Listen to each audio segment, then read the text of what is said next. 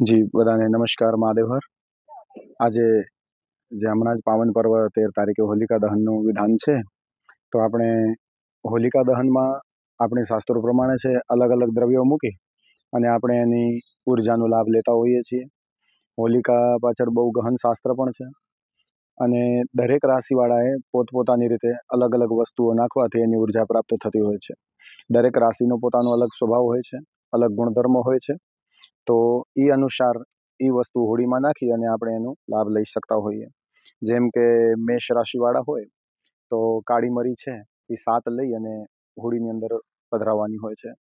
એવી રીતે વૃષભ રાશિવાળા છે એ સફેદ ચંદન અને દહીં એ મિક્સ કરી અને હોળીની અંદર નાખી શકે છે. એવી રીતે આગળ વધીએ, મિથુન રાશિવાળા છે એ 7 મુઠ્ઠી ચણાની દાળ ભેગી કરી અને એ હોળીમાં પધરાવે તો એને સારો એવો લાભ પ્રાપ્ત થાય છે. કર્ક રાશિવાળા હોય એ વરિયાળી આવે છે, એ વરિયાળી 1 મુઠ્ઠી હોળીની અંદર પધરાવવા છે. એવી જ રીતે સિંહ રાશિવાળા જે જાતકો છે એ લોકોને લાભ પ્રાપ્ત કરવા માટે જવ છે એ 7 મુઠ્ઠી ભેગી કરી અને પછી હોળીમાં પધરાવવાનું હોય છે. એવી રીતે કન્યા રાશિવાળા જે છે એ જાતકોએ મગ અથવા મગની દાળ હોય તો એ હોળીમાં પધરાવી શકે છે. આવી રીતે તુલા રાશિવાળા જે જાતક હોય એ હોલીની અંદર કપૂર નાખે તો એના માટે ફાયદાકારક રહેશે. આગળ વધીએ, વૃશ્ચિક રાશિવાળા જે જાતકો છે એ ચણા દાળ છે 1 મુઠ્ઠી ભરી અને હોળીની અંદર નાખી શકે છે. ધનુ રાશિવાળા જાતકો છે એ ચણાની દાળ નાખે ખાસ કરીને, કારણ કે એના રાશિના અધિપતિ પણ બૃહસ્પતિ છે. તો એવી રીતે એને ચણા દાળ નાખવાથી પણ સારો એવો ફાયદો થાય છે. એવી રીતે મકર રાશિવાળા આવે એ શનિની આધિપત્યની રાશિ છે, તો એને કાળા તલ આની અંદર નાખવાથી સારો એવો ફાયદો થાય છે. એવી રીતે કુંભ રાશિવાળા પણ શનિની જાતક છે, એટલે એમાં કાળી સરસો એટલે કાળી રાઈ હોય આપણે એ મુઠ્ઠી ભરી અને હોળીની અંદર નાખી શકાય છે. આવી રીતે મીન રાશિવાળા છે એ પીળી સરસો જે પૂજામાં વપરાતી હોય 1 મુઠ્ઠી ભરી અને એ હોળીની અંદર નાખી શકે છે. આમ 12 રાશિના જાતકોએ પોતાના કલ્યાણ અર્થે આ બધી વસ્તુઓ હોળીમાં નાખી શકાય. એના સિવાય સૂકો નાળિયેર હોય, કપૂર હોય, સપ્તધાન્ય હોય વગેરે નાખવાથી પણ હોળીમાં આપણે સારી એવી ઉર્જા પ્રાપ્ત થાય છે. આમાં લીમડાના પાંદડા હોય, કપૂરના ટુકડા હોય અને ઘીથી પલાળેલા પતાસા હોય. કોઈને પરફેક્ટ રાશિની ખબર ન હોય તો આ ઉપાય પણ એ લોકો કરી શકે છે. હોળાષ્ટક એટલા માટે હોય છે કે જે પ્રહલાદને હોળીમાં બેસાડવામાં આવ્યા એ પ્રહલાદ ભક્ત ઉપર પહેલા 8 દિવસ બહુ અત્યાચાર કરવામાં આવ્યો.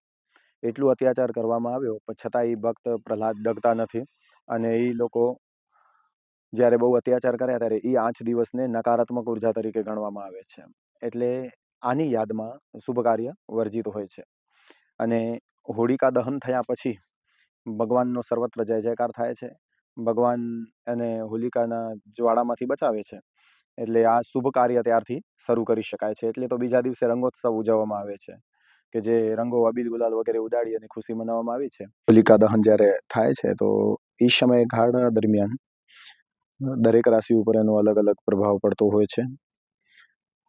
એનો અર્થ એ થાય કે મેષ, સિંહ અને ધનુ રાશિ, તો ત્યારે છે ને શતાંક યોગ એક બની રહ્યો છે શુક્ર મંગળ દ્વારા. તો એની શુભ પ્રભાવ મેષ, સિંહ અને ધનુ રાશિ ઉપર સારું પડશે.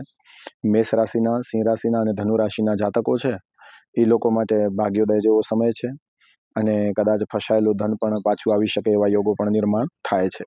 તો એ દિવસે હોળિકાના જે રાશિ વાઇઝ ઉપાય કીધા એ ઉપાય કરવાથી પણ આ રાશિના જાતકોને બહુ સારો એવો ફાયદો થાય છે. એવી રીતે વૃષભ રાશિ છે, તો વૃષભ રાશિને કર્મસ્થાને ચંદ્ર ત્યારે હોય છે જ્યારે પૂર્વ ફાલ્ગુની નક્ષત્રમાં બીજા ચરણમાં હોલિકા દહન આદિ થતું હોય છે, ત્રીજા ચરણ પછી. તો વૃષભ રાશિ માટે આમ જોવા જઈએ તો મહેનત કરાવનારું બની શકે પછીનો સમય. એવી રીતે ધનુ રાશિ ધનુ રાશિ માટે ઉત્તમ છે. થોડીક મહેનત કરવાથી વધુ ફળ પ્રાપ્ત કરાવનારો સમય આવી શકે છે. કર્ક રાશિના જાતકો માટે બીજા સ્થાનમાં જ્યારે ચંદ્ર હોય છે ત્યારે હોલિકા દહન થાય છે. તો આમ કર્ક રાશિના જાતકો માટે પણ શુભ કાર્ય અને સારું એવું ધન પ્રાપ્તિના યોગો બનાવે છે.